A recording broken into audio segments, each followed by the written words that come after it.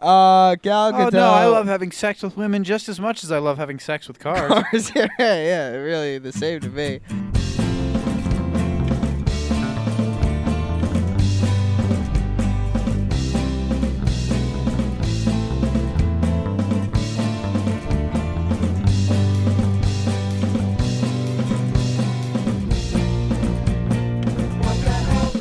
My name is Nate. My name is Mike. And what the hell was that? What the hell was that?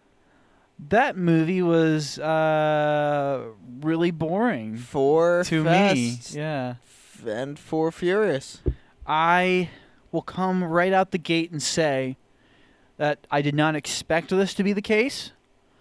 I think this is my least favorite of the Fast and Furious movies we watched so far. Right. It was pretty boring to me. This is, in fact, the one single Fast and Furious movie I have seen before we watched Fast 9. Yeah. Yes.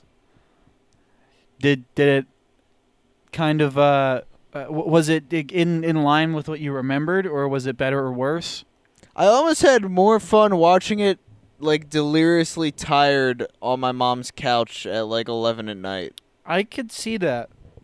I mean, because I was just thinking, like as the movie was wrapping up, is like, this feels like a movie that I would like put on in the background while I'm doing other stuff because it's not really that captivating.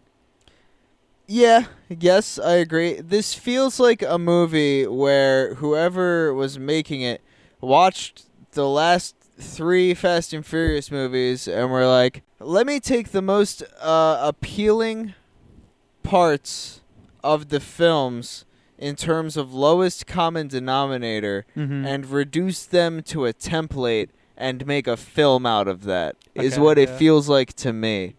Which is to say, that's kind of how most of the Fast and Furious films feel to me, which is part of the kind of ironic bend we've taken in dedicating to watching all 9 of them. Right? I know, like, honestly, like, after this was done, I was almost like, I don't really want to do a podcast on this, but like, we've committed so hard to this that we can't not do it. Well, you're really undercutting the podcast before we even get into it, Nate.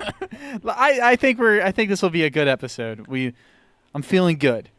I will say that I did enjoy the film.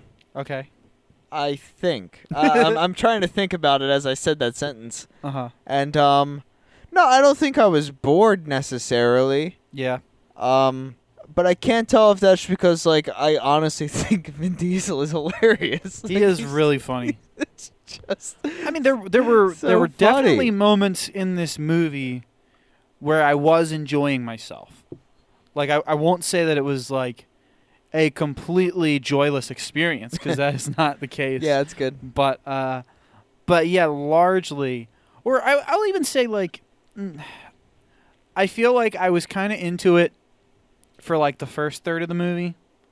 Second third of the movie, I don't know if this is on me. I don't know if it's on the movie. I don't know if it's on the fact that we got interrupted halfway through the movie. Right. That second third of the movie, I was like really struggling to pay attention. But then, like, once the third act was like really in motion, I was like, I don't want to say I was super invested in it, but I was like more inclined to pay attention. Yeah, I could see that. Yeah. Yeah.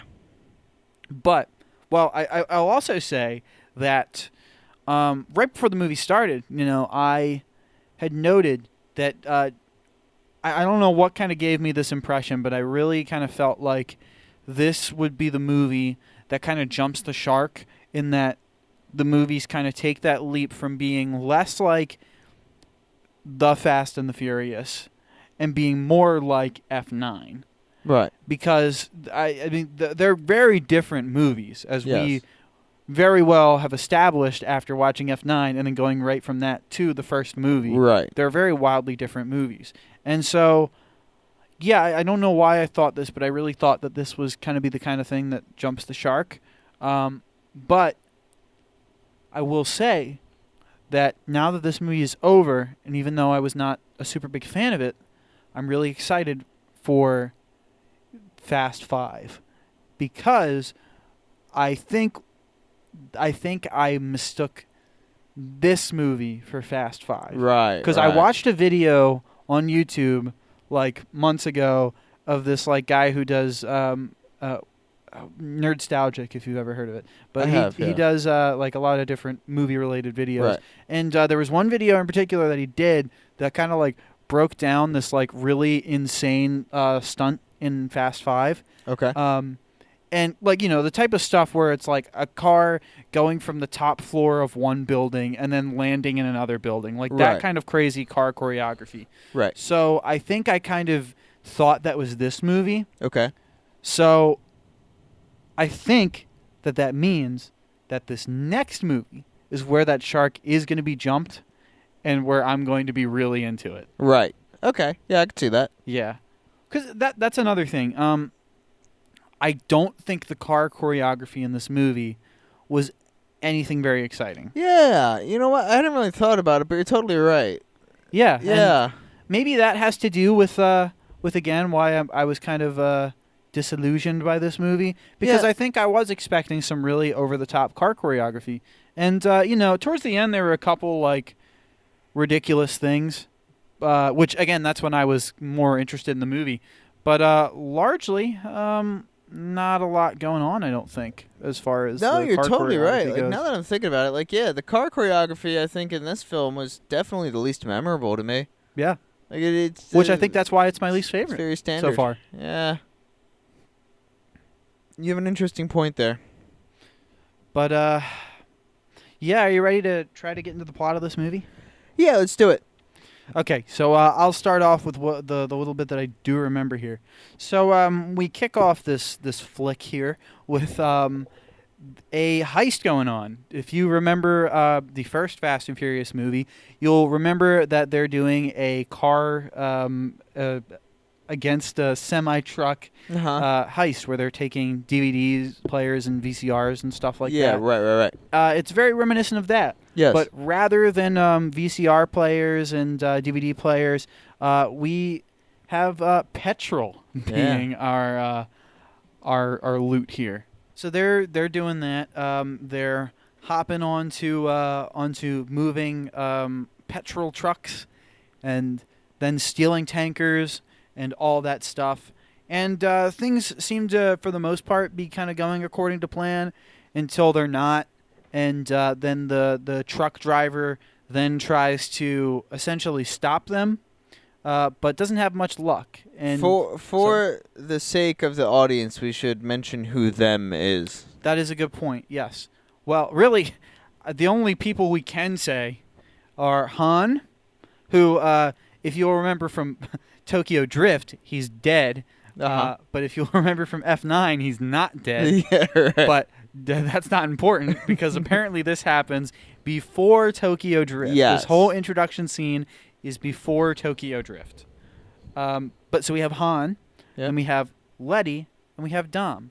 And then we have two characters who Mike and I, for the life of us, can't name. 3 characters. 3 characters? Oh, there was somebody you're with totally Han. right. Yeah. Yeah, so that's our crew. We have like 3 people that we know and 3 people that we don't. Yeah, we got 3 randos, Han, Letty, and Dom. Yeah. And so during the whole heist, everything seems to be going according to plan until it isn't. And Letty is on these tankers doing the things they have to do to get the tankers detached from the truck. Yeah, freeze, trailer hooks, and smash them with a hammer. Climb and then, tanker cars. Yeah, she gets seen because they're hijacking it, and the oil tanker guy keeps checking his mirrors, and he's like, "Well, I don't see nothing. Though something feels weird." And then eventually he checks his mirror and sees Letty on top of his tanker, and he's like, "Hey, wait a minute!" So he slams on the brakes, and she gets thrown, and she's hanging onto the ladder and all that jazz. Yeah, there we go. And in that, she lost her hammer, which again, as Mike stated, the way that they're stealing these tankers is by using liquid nitrogen, I think, or something of that nature, to freeze the hitch and then breaking it with the hammer. Yep. So now Letty only has one half of that equation there, and so Dom's like driving next to the tanker, and he's like, "Letty, freeze the thing!" And she's like, "But I don't have a hammer." And he's like, "Just do it." Right. And then she does it, and then he like runs into it or something like that. Yep. And then the tankers get detached from this truck, or I guess we should say like 2 of these tankers, because I think there's like 4 tankers attached to this truck. And so the rest of the gang, then secures the 2 tankers that have been disconnected from this truck. Yes. And then Letty needs to jump onto Dom's truck, Dom's car, which she does. Mm-hmm. And then the trucker is like trying to like ram them off the road or something like that. Right. And Dom's like more or less like pleading with him, like, "Hey, just like drop your load and just like let us take what we need, and you won't get hurt." But he's like, "You know what? I'm willing to die for this." And so then the hill that they were trying to avoid and get the job done before they reach said hill approaches, and a big crash happens, and Dom has to do some sick car maneuvering to avoid being exploded. That's true, and he does that. Yeah, and then they all go and hang out and rejoice at their petrol needs that they have satisfied. Yep. So they go to like the car beach party. Yeah, where Han is like, "You know what? This has been fun. I'm gonna go to Tokyo and probably die." Right. Yeah, pretty much exactly. Yeah. Yeah, Dom's all like, "I'm getting a lot of heat, and so that concerns me now. And Han, you can't be with me because if you're part of my team and I get caught, you're all getting a lot of time because they want me that badly that anybody even associated with me is going to get a lot of jail time. So I got to break up the crew for the sake of my crew's friends." And Han's like, "Yeah, it's fine. I was kind of thinking of moving on anyway. I'm going to go to Tokyo now." And then Letty is like reflecting at the ocean, and Dom walks up to her and is like, "You need to get out of the game because I think it's too dangerous." And Letty's like, "You tell me it's too dangerous? That's ridiculous. We've been doing this for years. It's not too dangerous. I'm willing to assume the risk." And then they, have their intimate kissing moment on the beach. So then they're back at their home, where Letty is asleep in bed, and then Dom just watches her sleep while he contemplates what he must do. And then he walks out the door, and then the camera pans over to sleeping Letty, who is left a large sum of cash on the nightstand and Dom's like rosary, I think. And then Dom goes to Panama, where he's there for like 2 minutes of screen time. Right. Yeah. So Dom in Panama is like, "Ah, man, I sure do miss my my lady. Oh, what's that, young boy? There's a call for me." Uh-huh. And then he goes to answer the call, and it's Dom's sister. And he's like, "Mia, I told you not to call me here. I'm trying to hide out in Panama." And she's like, "But Dom, you don't understand. Letty's been murdered." So then Dom's like, "Oh, shit. I gotta go back to the United States." Paul Walker gets introduced by chasing some dude around the rooftops and stuff. So they do themselves a little crime chase scene through windows and through windows and on rooftops and over rooftops and through the street and You'll never catch marketplace. me. And eventually Paul Walker catches the guy. "Ah, you caught me." Yeah, there you go. But I won't tell you anything. Yeah. And so he brings Okay, him his in. name is David Park. That's who you're looking he's for. like, "I don't know nothing. I don't know nothing, man. I don't know nothing." And then Paul Walker, just real intimidating, like, is like, "Give me a name." And he's like, "David Park." All right, that's all I know. So Paul Walker goes back to the FBI where he now works again, I guess. And he's like, "All right, I got us a name, David Park." And they're kind of like, "That's not a whole lot to go on. And, you, like, wrecked the marketplace and broke some windows. Like, you didn't really get a whole lot for all that." And he's like, "Look, man, I got us a lead. That's better than y'all have gotten in all your time so far." And this is, I think, when we're first introduced to, like, the dick coworker of the year. Who also doesn't play a very large role.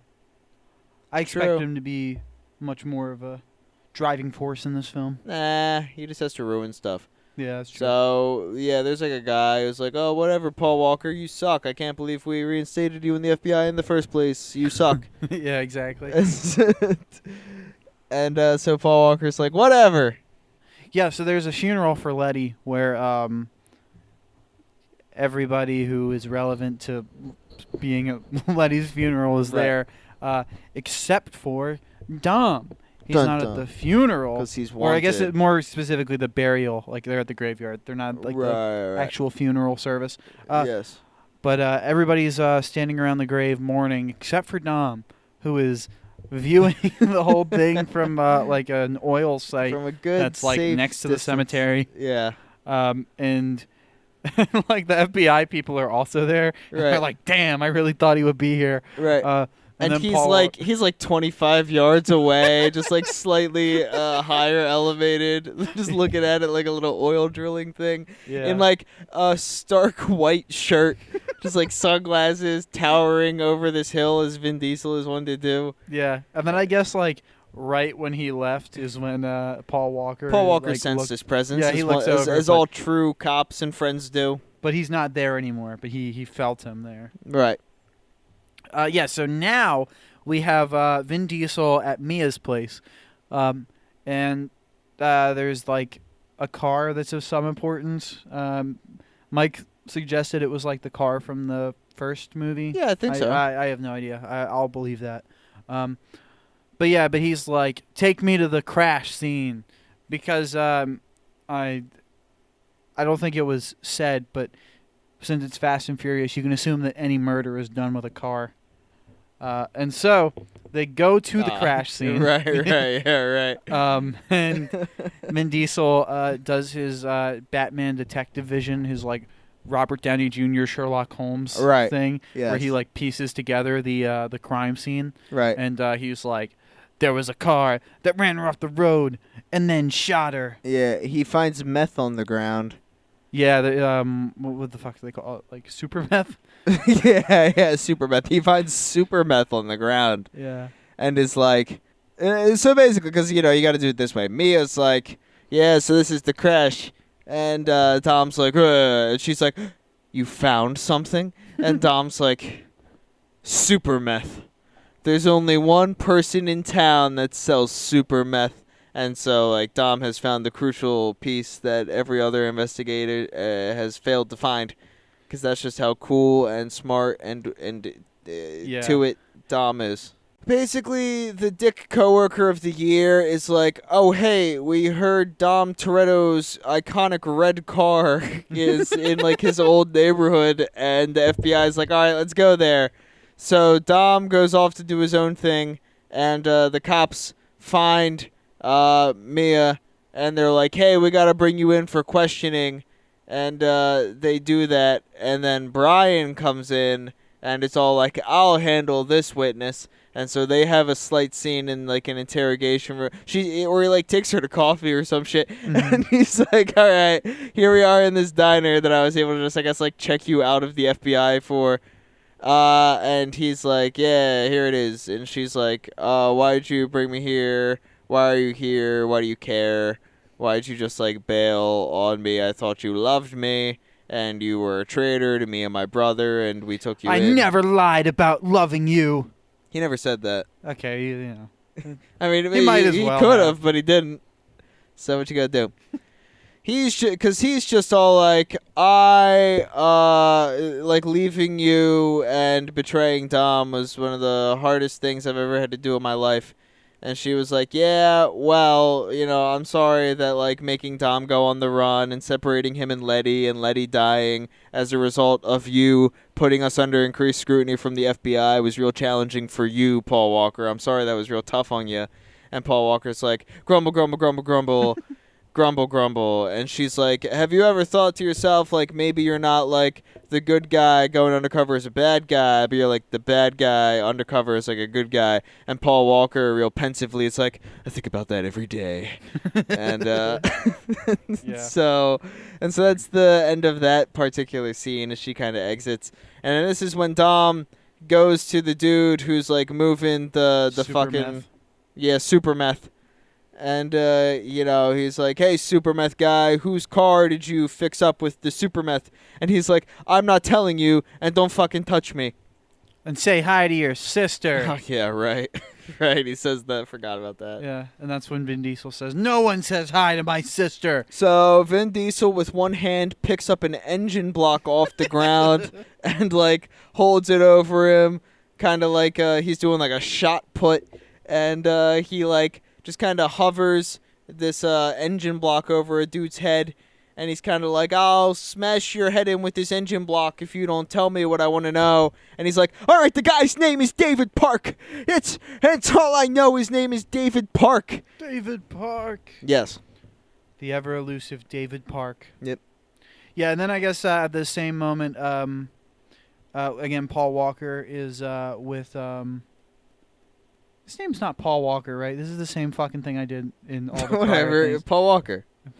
Is that his name? Yeah. Paul Walker is the actor's name of the right? actor, yeah. Okay, I always say like Brian Walker and shit. Okay.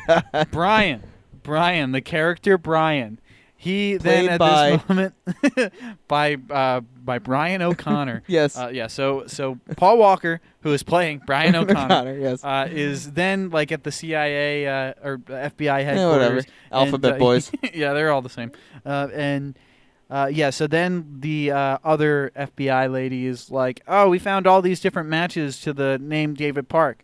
Here are their description of the cars they have driven right. and their driving violations. Do any of these people sound like your man? Right. And I guess like the last one.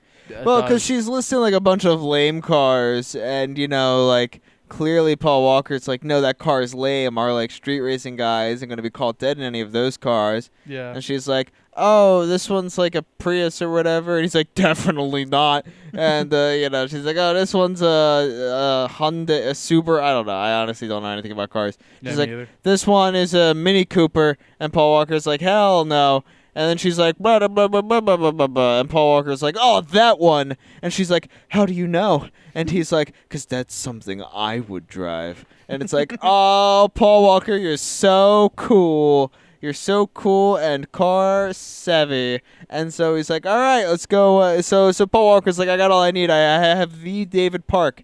At the very same time that Vin Diesel is going to track down David Park to get information about the super meth and the murder of his wife. Yep.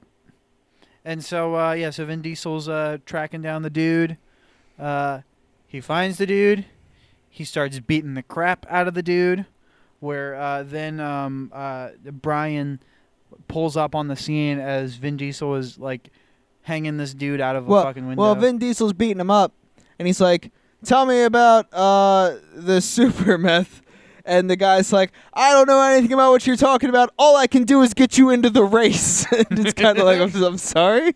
Where did this even come from? Uh-huh. But yeah, so Vin Diesel's like, whatever. And so that's when he like starts to hover him out a window right when Paul Walker's walking by. And Paul Walker's like, oh shit. So he gets up there and he's like, Dom, let him pull him back in the window and then let him go.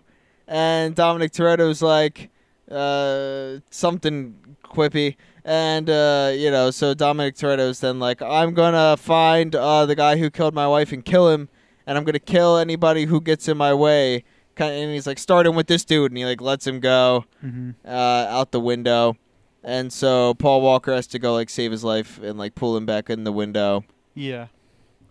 So then I think Paul Walker is back at the FBI, where basically there's been like, or the information has been passed along that like, yeah, there's going to be this race where the winner of said race is going to then work for the guy who the FBI, has been trying to like track down for X amount of time and have lost a bunch of agents over.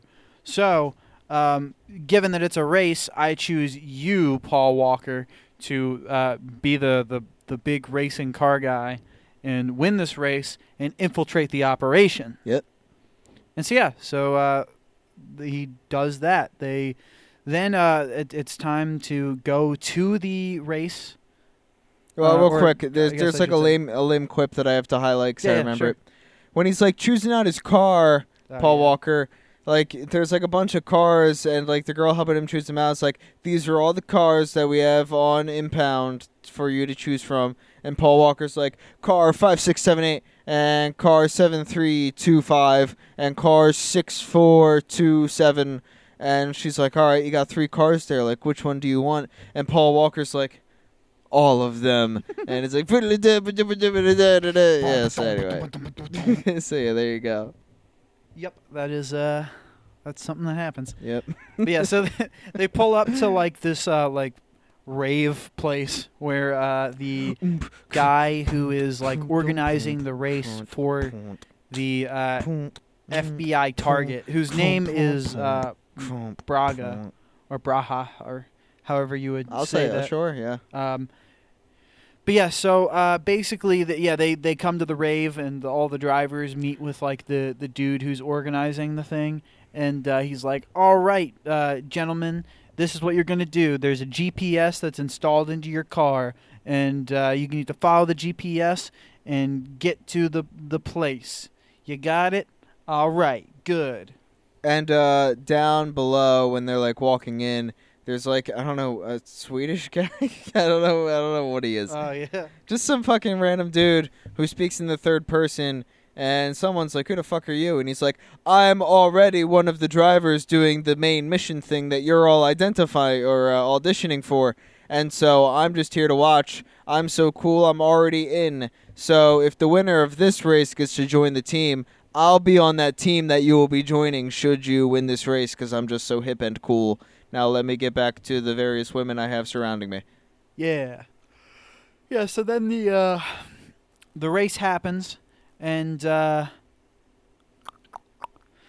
some people don't make it. Yeah, Some you got people Paul Walker, Vin explode Diesel, and die. 2 unimportant randos. The randos don't make it to the end. Paul Walker gets off the track early, but like finds cool and innovative ways to get back on the track, including like dropping off a higher level road onto the road again. And then at the very end of the race, Vin Diesel hits his NOS nitrous thing, and Paul Walker waits like 2 seconds and is like, too early. So Paul Walker activates his NOS nitrous thing as they're getting into the final stretch. And then Vin Diesel, when he sees that Paul Walker is finally getting in front of him, he like rams into him, which is very against, I guess, straight racing etiquette. And so Paul Walker loses. And after they reach the finish line, Paul Walker gets out of his car and it's like, "That's bullshit, man. I could have beaten you if you didn't cheat." And Vin Diesel's like, "There's no rules." And so, like... then the like race coordinator dude is like, "Hey, this guy can drive," to Vin Diesel. Right. So Vin Diesel wins and gets to join the car racing crew thing. And unfortunately, Paul Walker, it seems, will not be. Yeah. Until And so, the FBI then raids the Swedish dude's place, and in typical FBI fashion, plants not super meth, which is for cars and is not a drug, but regular meth. Just regular old meth. Regular old non-super meth in his place. So with the FBI having raided him, that leaves his spot on the team open, where second place winner to the race then gets in. Right. So after that, I guess there's the scene at the club where they all meet with like the same guy who like. Oh my gave God, them we the forgot to first- mention that Gal Gadot is there, and after Vin Diesel wins the race, she's like, Oh right. "Okay, I need to take this. I need to get your fingerprints for the boss, and then I'll take your number for me." Oh ho. Yeah. Yep. Anyway, yeah. So that happened. Now they're at a club meeting with the dude who gave them the first car driving mission, And before they meet with him, Vin Diesel walks up to Paul Walker and is like, "Who's stopping anybody from telling them all you're a cop?" And Paul Walker's like, "The same thing that's stopping me from telling them that you're here to avenge the murder of your girlfriend." And so they're like, to which "All then right." the race coordinator's like, "Hey, is there an important conversation that I could come and interrupt?" And they're like, "No, it's cool." Yeah. So then he the race coordinator dude, whose name is like Campos, he like pulls them aside and is like, "All right, gentlemen, this is going to be your mission," and all the while they're just like, both Dom and Brian are kind of like saying stuff that's going to kind of put the other one in hot water and potentially blow their cover. Yeah, right. And this dude like kind of picks up on it. Is like, "Do you guys know each other?" And they're like, "Oh yeah, he dated my sister." And he's like, "Oh okay, here's the job." I mean, yeah, kind of. Yeah, you're Yeah. right. You're not incorrect about that. Like I want to say Paul Walker, like checks out the club for something. Like he goes up some stairs, but I don't really know what he finds. And it's not important, I'm sure. Vin Diesel goes down into a garage where he sees a car and, looks under the hood. Because he's trying to find, like, the nitro meth car. Yeah. And then Gal Gadot comes down and is like, "Are you admiring this vehicle?" And he's like, "Yes." And she's like, "Do you admire vehicles as opposed to women?" And Vin Diesel's like, "No, I got plenty of both," or whatever. So, Gal Gadot. Oh no, I love having sex with women just as much as I love having sex with cars. yeah, really the same to me. So Gal Gadot's like, "Describe your type of woman interest to me." And Vin Diesel's like, monologue, dumb line. And after all of that, Gal Gadot's like, "Well, that doesn't sound like me at all." And Vin Diesel's like, "It's not you." And she's like, "Ugh." And he's like, "Oh." And that's their entire exchange. And she's kind of like, "I'll see you on, like, racing day or whatever." Vin Diesel is a wife guy. Yeah, I guess. They're given cars, and they're like, "Your cars have a lot of drugs in them." Well, I guess... Christ. God, I gotta do setup for this. Fuck this. Okay, so... they drive their cars to a warehouse in the United States. They scan the cars for trackers, which Paul Walker has installed in his car, so he is like, "Oh shit, I gotta cut my tracking feed with the FBI."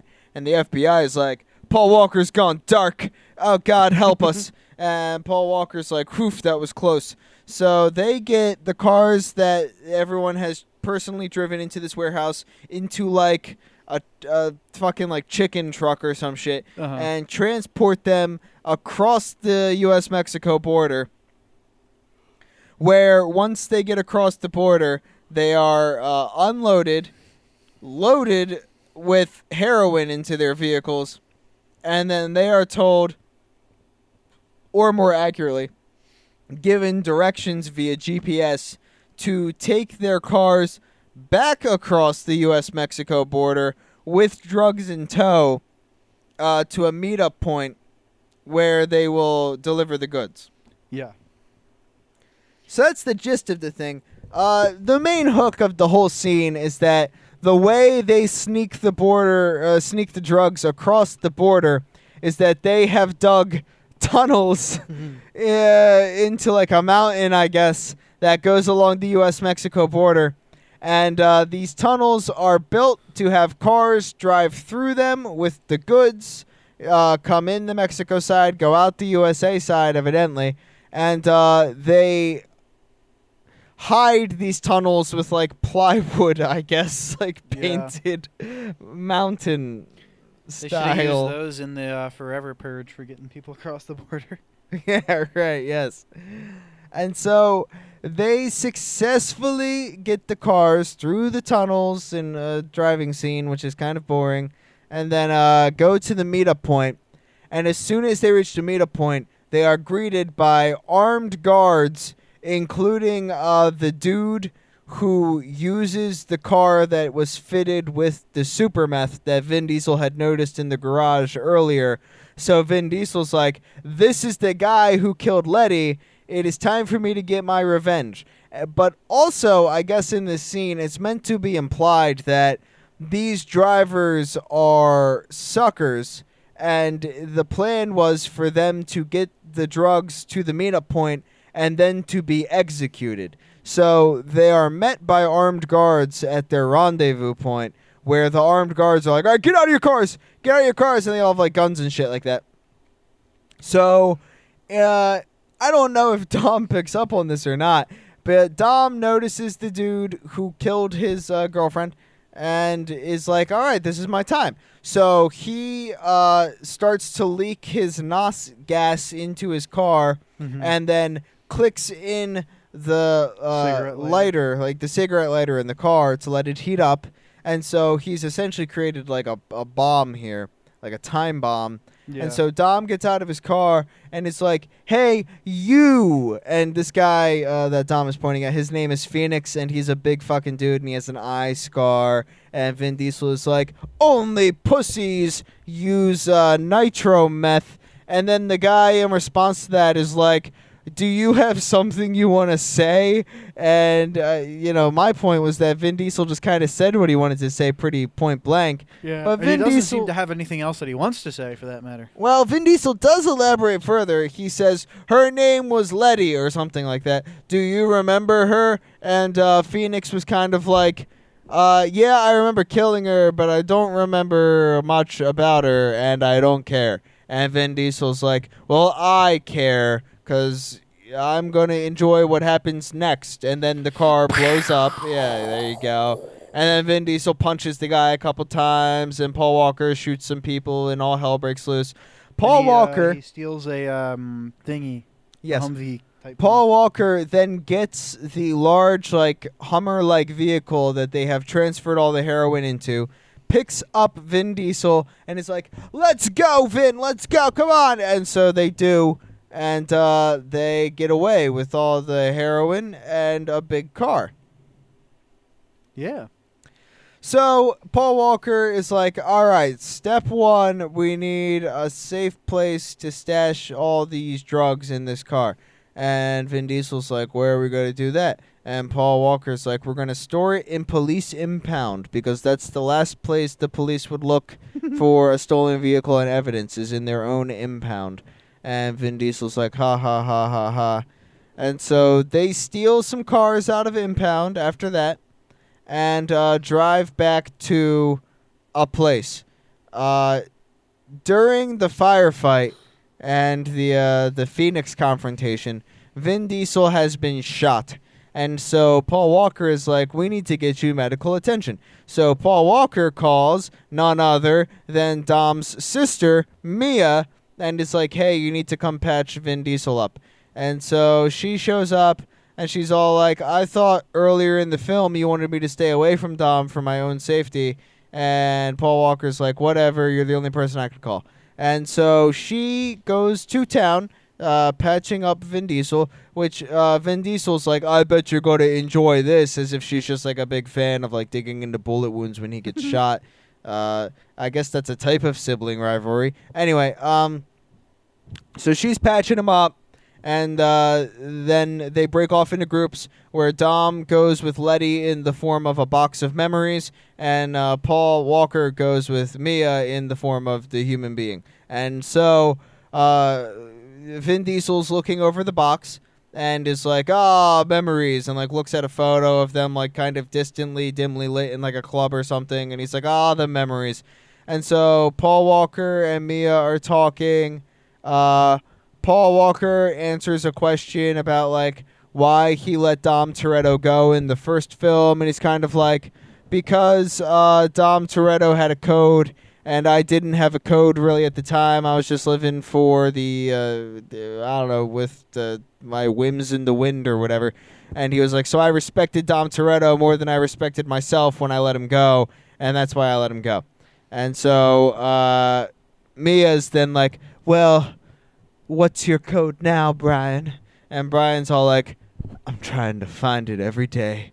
And she smiles kindly at that answer, and he's like, "All right." So they're rebuilding their relationship, and Dom finds Letty's phone in an evidence envelope, and looks through it and calls the most recent phone number, which happens to be Paul Walker's phone number. So Paul Walker's phone starts ringing, and Dom Toretto looks up and is like, "Oh, what the fuck?" And so he pieces it all together really quickly, I guess. And he's like, yeah, "Why like at the did snap he- of a finger, he's like, oh, okay. I get yeah, it." why didn't you tell me that Letty was working with the FBI to try to bring down this like drug ring thing? Why did you let her do it? Why didn't you tell me she was doing it?" And before Paul Walker can answer any of this, Dom just starts laying Beating into the him. shit out Just of them. oh my god! So he punches him, and then And, like, because And like Brian is like,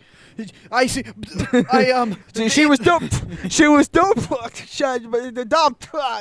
Yeah. So because Paul Walker is the smaller man, he has to do what women have to do in action movies, which is like know some kind of like kickboxing and stuff, because he has to get like a grappling kind of advantage if Dom's just gonna have the punching in the face advantage. So he tries to get Dom in like a triangle choke type thing, but then Dom just power bombs him out of that position. But before the fight can continue, Paul Walker finally gets out like, "She was doing it for you, Dom!" because And- you left her. Yeah, She just wanted you to come back. Yeah, exactly. Exactly. And this reaches Dom enough to make him stop punching him. Also, to clarify, I think the idea is that again because Dom is like so wanted by the FBI that Letty basically was like, "Hey, I'll go do this work for you, this very dangerous work that you keep losing agents through. In return, you let my boyfriend Dom like off the hook," and she died in the process. True. Yes, that was also part of it. So as Vin Diesel's walking away, Paul Walker is so sorry that he has to like kick a cabinet, and he's just like he just like thrashes and like punches the air and like kicks a cabinet. It's just like, "I'm sorry, Dom. I'm sorry, okay?" And so like that's kind of how he apologizes. And I did mention to Nate like that's how I got to do my apologies more often. Like Oh, that's yeah. pretty. That's a pretty good one. And so that is that story. And so Dom is then like, okay, so Paul Walker is now meeting with his FBI people again, and they're all like, "All right, the case is fucked. Like, there's nothing to do, and traffic cameras caught you with Dom Toretto, so you need to bring Dom Toretto back, and you need to bring the product back to us." And so Paul Walker has done neither of those things, and they're like, "What the actual fuck, Paul?" And Paul says, hey, I'm don't doing worry this about my it. way. Look, I think that if we get this capture of the drugs, that we get a temporary win and a long-term loss, right? Like, what we need to do is we need to use this product to draw out the leader, whose name I forget. Braga or Braga. Braga. I'm gonna say Braga. Braga. What? Braga. You're right. Braga. And we'll hold his product hostage and force him to meet us in person, where we can run a sting op and arrest Braga. And they're like, "All right, but you better know what you're doing." And he's like, "Yeah, we'll do it, but on one condition." And they're like, "What condition?" And he's like, "If we do this, you pardon Dom Toretto." And they're like, "Deal." And so now we have Dom Toretto and Paul Walker, because I forget his character's name half the time. It's easier to say Paul Walker. Paul Walker standing around with the product, waiting for the meetup with Barga. What? Yeah. Braga or something. What? Braga. Braga. So, Vin Diesel and Brian are having a bit of a chat before the deal goes down, and Vin Diesel's like, Well, also, I think it should be, or unless you're getting to this, but I think it should be noted that they call the dude who is like the race coordinator and is kind of like understood to be like Braga's like second in command, and they're like, "Hey, we have like $60 million worth of heroin that we stole from you. So here's how it's going to go. You can either get your boss, Braga, to like meet us face to face, where we're not going to say this out loud, but we're going to get the FBI to take him out. So you can bring him to meet with us face to face, or we can just leave you to deal with your boss with knowing the fact that you just lost $60 million worth of product. So, yeah, we either just say fuck you and you have to deal with the consequences of losing $60 million for your boss, or your boss meets face to face with us and gives us $6 million and we go our separate ways. But really, we're going to get the FBI to take him out. Right. Yeah. Yes, exactly. And so the race coordinator guy, whose name is Compost? Compost. Like compost, like or What? campos. I'm sure when you say it with a proper Spanish accent, it doesn't sound like compost. Okay, I see. Yes, right. And so he's like, all right, okay, fine. When and where? Because he doesn't want to deal with the consequences of Braga getting mad at him over this product. So they finally arrange the meetup. And so Brian and Vin Diesel are standing around before the meetup. And Brian's like, all right, man, we're going to do this deal and you get to go free. And Vin Diesel's like, is that what they told you? And he's like, yeah, man, that's what they told me. And Vin Diesel's like, do you still put out cookies for Santa Claus? And Brian's like, yes, I do. And so that's all the stuff. So over in the FBI sting operation corridor, they're all like, all right, we're on standby, and we're not going to do anything until Brian gives the signal. And everyone's like, uh-huh. And so the meetup is taking place. They come out, and they're all like, where's the stuff? And Vin Diesel's all like, where's Braga? And they're like, okay, fine, we'll bring him out. So they bring out, like, the Dos Equis guy. And so he comes up to them and is all like, all right, here's some money. And, now give me the rest of my product and I'll give you the rest of your money. And they're not really saying anything, actually. They're kind of like pausing. And at this time, the people in the FBI sting corridor get a call from like the forensic analyst. And she's like, all right, so we've got a fingerprint match for Braga. So we know that Braga is like on the scene and involved, or that they've met Braga and all this stuff. What we're waiting on is a facial confirmation through fax while they send it on over. So we know the fingerprints are a match. We know that Vin Diesel and Brian have met and extracted the fingerprints from Braga at some point, right? What we're waiting for now is we're waiting for facial confirmation. So the fuck up terrible FBI coworker is like, that's all the confirmation we need. Go, go, go, go, go, go, go. Yeah, so and then immediately it's like, FBI, everybody down! Yeah. So as he's giving like those orders, we cut back to Vin Diesel and Brian, who before FBI like come in and fuck it all up are kind of like, I don't think you're Braga. And Vin Diesel's like, yeah, you're not Braga. And Brian's like, yeah, you're definitely not Braga. But it's at this point that the FBI come in and they're like, so naturally the guy isn't Braga. He's like a decoy Braga. And then I think also like at the very same moment that the FBI are fucking it up, and Vin Diesel and Dom, or Vin Diesel and Dom, Vin Diesel and Brian like put together that he's also not Braga. The person who, like the lady at the FBI who was helping out Brian earlier, getting like all the David Parks figured out, is like sitting with another FBI person. Is like, wait a second, that's not Braga. This guy's Braga. Right. Yes. And then this is where we learn that Braga, in fact, is actually Campos. Yes. The guy who we think to be the race coordinator, second in command dude, but he's actually the Braga. top dog. Yeah, he's actually been Braga this whole time. Yeah. So everyone figures this out, and then Brian's like, Campos is Braga. And that's just a confusing thing, because, like, anyway, for obvious reasons, I suppose. Like, who's Campos then, if Campos is Braga? Is Vin Diesel Campos then? I guess so, yeah. And does that make Brian Vin? And does that make the decoy Braga Brian? The whole thing's been screwed.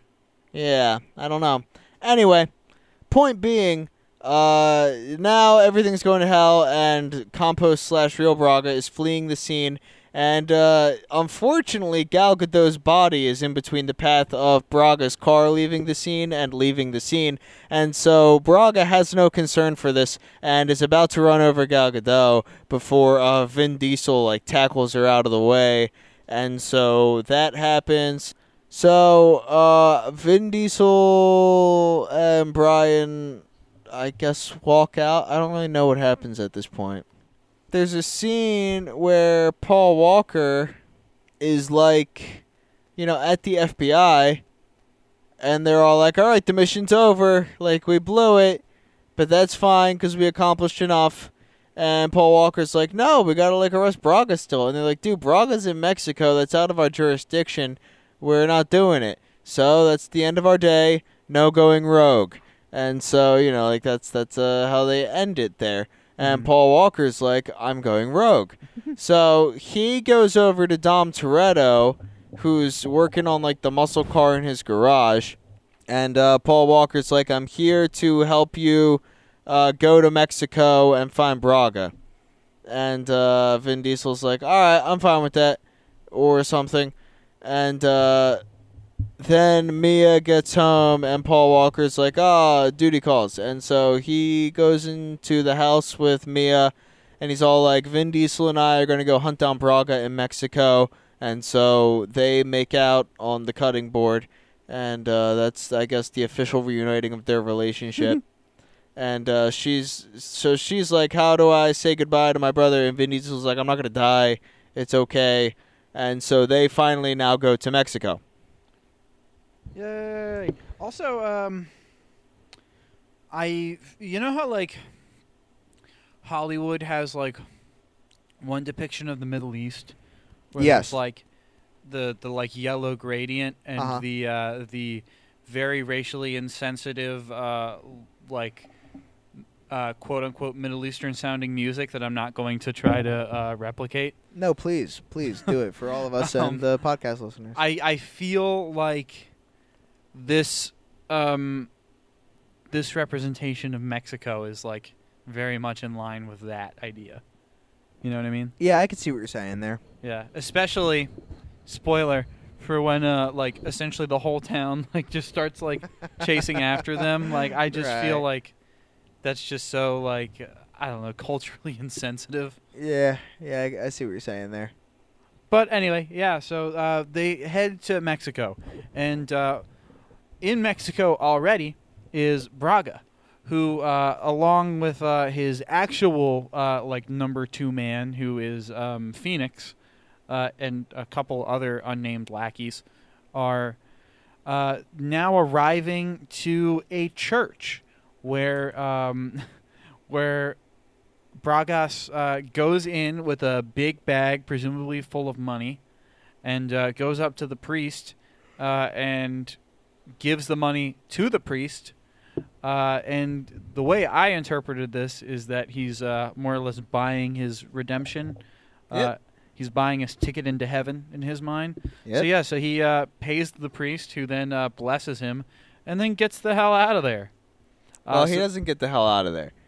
Well, no, I mean the priest. The priest The does, priest yes. gets the hell out of there.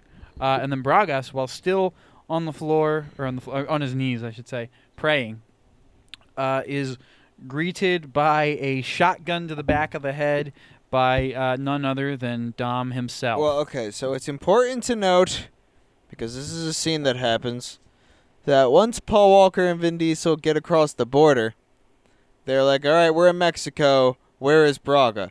And this is where Gal Gadot comes back in for the final part of the movie. And she drives up and walks up to Vin Diesel, and Vin Diesel's like, I didn't think you'd show up. And she's like, oh, you saved my life. I do not forget this. And here is the address that you can find Braga. And there we go, that makes sense. she gives them the address for the church. So now, Braga, on his knees in the church praying, is greeted with a shotgun to the back of his head from Vin Diesel. With Brian hanging out with him. And yeah, so basically, there's a back and forth where Braga's like, "You're not gonna kill me," and at first Vin Diesel is like, "The fuck, I'm not." And then after a moment of reflection, he's like, "Actually, you're 100% You're right. I I am am not not. going to Yes. kill you, but I am going to take you back over the border and get you arrested." To which, it seems like Braga's like by the look on his face, he was really not expecting that to be the case. But yeah, so pretty much then Brian and Dom get his ass and handcuff him and put him in Brian's car. However, all of Bragas's men are privy to this information one way or another. I don't know exactly how they figure it out. I don't know whether he's just like, "Guards, help me!" But all the same, Brian starts to drive away with Bragas in the car, with Dom trailing closely behind. And then every soul in this Mexican town then gets into their cars Right. and then starts to attempt to free Bragas from their captivity. Right. So, I'm sorry. Go on. no, you're good. I was going to say, and then we have probably the most interesting of the car choreography in this movie. Yeah, which, but it's still pretty boring. Still pretty lackluster. Yeah, like, please look, go on. it's a bunch of, like, nameless civilians chasing Paul Walker and Braga in their cars, and, of course, Vin Diesel, and shooting at them. And then Phoenix shows up, who was the dude who killed Letty, and he's kind of like, I'm not going to shoot at my boss, and that makes sense. So all the nameless civilians kind of get, like, left behind or whatever, in so many ways of speaking. And so eventually, the big climax of this is that they're going back through the tunnels that they did the smuggling mission through. And so Paul Walker goes through the tunnels, and he's trading paint with Phoenix in the tunnels. And then Vin Diesel is being chased by all the civilians of this town through the tunnels. So at the end of it, Paul Walker has his car T-boned by Phoenix. So Paul Walker and Braga are ejected out from the other end of the tunnel, with Phoenix like driving them out, having T-boned them. And then Vin Diesel just successfully hops cars. Which was easily the best part of the movie. Yeah, for me. probably. Like, he just like transfers cars in one swift motion, hijacks another guy, and gets his car out of the tunnel. So Phoenix successfully rescues Braga from the crash, gets him up but does not get the handcuffs off of him quite yet. And then Paul Walker emerges from his car, where Phoenix starts beating the crap out of him.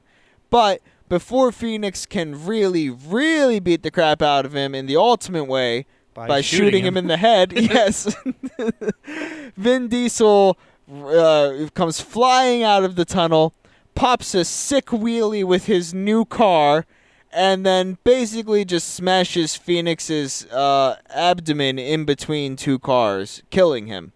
And so that's how Phoenix dies. Thus avenging Letty. Also avenging Letty, of course. And so now Braga is up but hurt and handcuffed, and Vin Diesel and Brian are victorious. So the cops arrive and complete the arrest, and now Vin Diesel is on trial, or I guess more accurately being sentenced. So the judge is like, "Hey, Vin Diesel," and Brian and Mia are in the audience, and Framing the judge, of this is just like fucked for Vin Diesel. yeah, because the judge is like, "All right, so you have a lot of crimes you've done, but Brian with the FBI was like, you single-handedly helped bring down one of the most notorious drug lords in our entire kind of sector. With that in mind, I don't care. So I'm going to sentence you to the maximum possible sentence in jail. So off you go then." And so Brian and Mia... With no parole. Yeah, with no parole. It's true. And so Brian and Mia are like, "Oh, man, that sucks. I'm sorry to say that Dom Toretto will be in jail for the rest of the franchise." What if, man?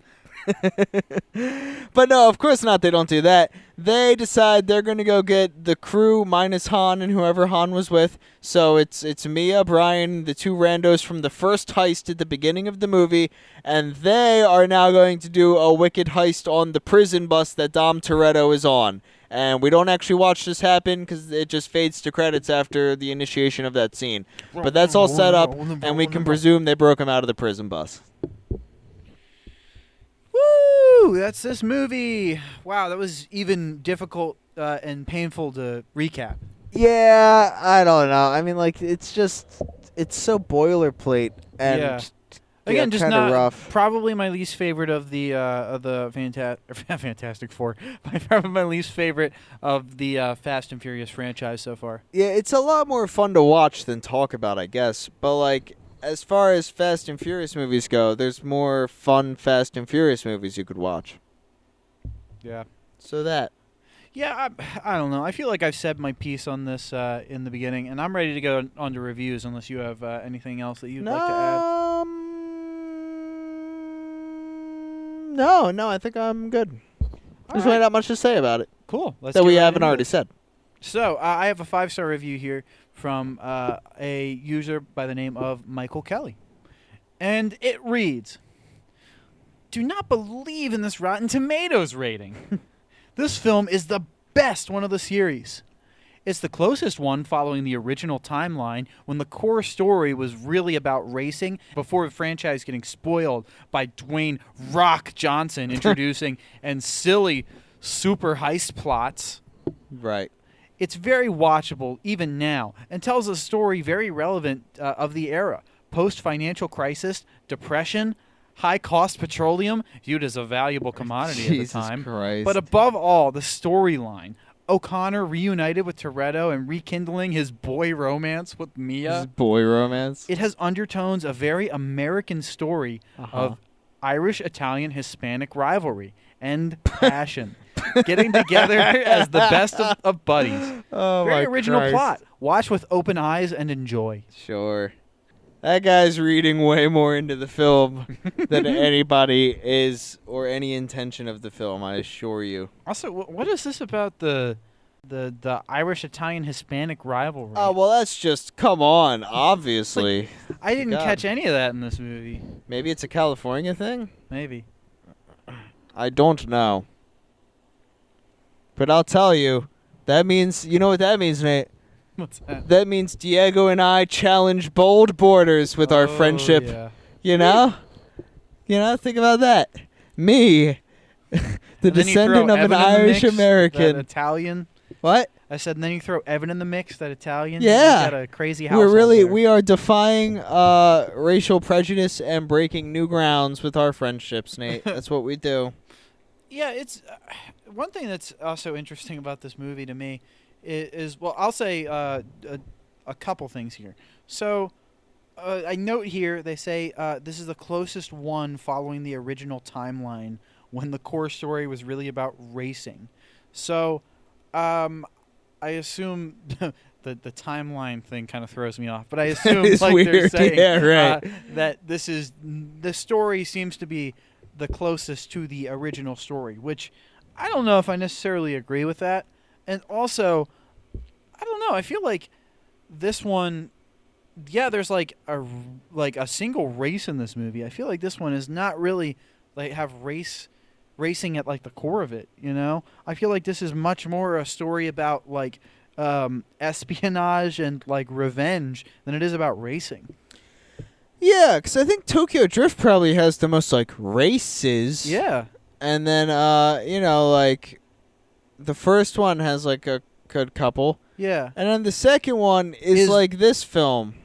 I feel like this is probably a good mix of the first and second movie, whereas again I think the first one was kind of more race oriented, and again that second one was more of a like crime operation kind of deal. Right. So this is kind of like the best of both worlds for that.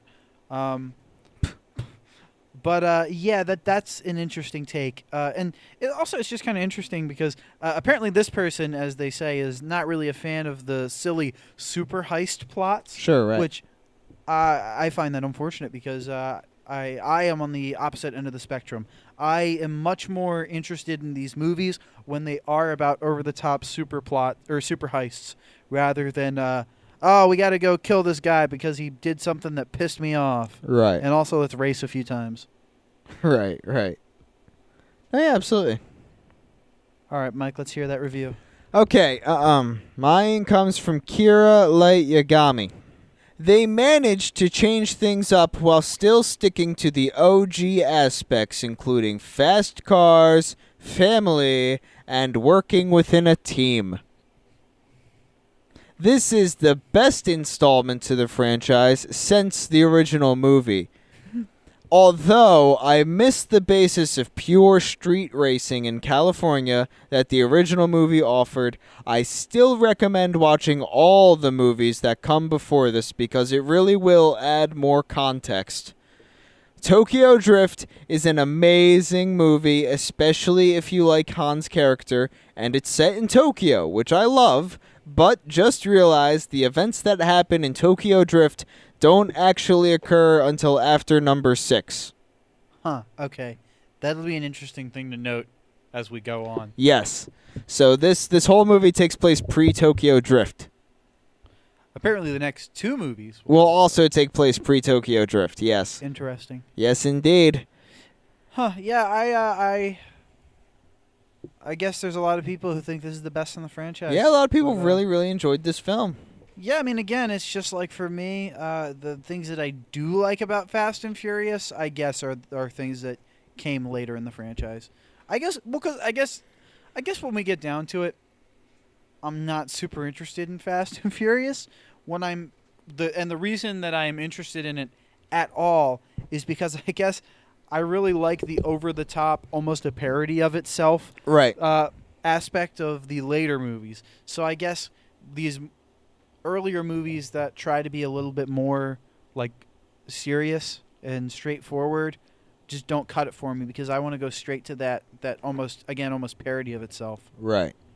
But anyway, with that, there's actually no 1-star reviews. Actually, I think no 1, 2, or 3-star reviews for that matter. Yeah, it's all 5s and 4s. Google on Google reviews. Yeah. So I did find a 4-star review that I will read. And this is from a user of the name of Raffi Q. And it reads, I like this kind of film, since they're a group of people want money. If you are the person that loves money, you can watch it. That's Raffi Well, there Q's you go. take. So yeah, if you love money, you can watch watch it. Fast and Furious. Yeah, you can watch it. Well, there you are. I guess I just don't love money enough. You know, I think that's probably true. Probably. Well, I will focus on getting my bag so I can enjoy this movie. But in the meantime, I think I'm going to rate this movie. And I would rate this movie very straightforward. I would just say that this is a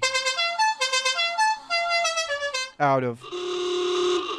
And I hope that the next movie is a little more captivating. But I feel pretty confidently that it's going to be. So hopefully I'm not putting all of my eggs in one basket there, because I have high hopes for this next one.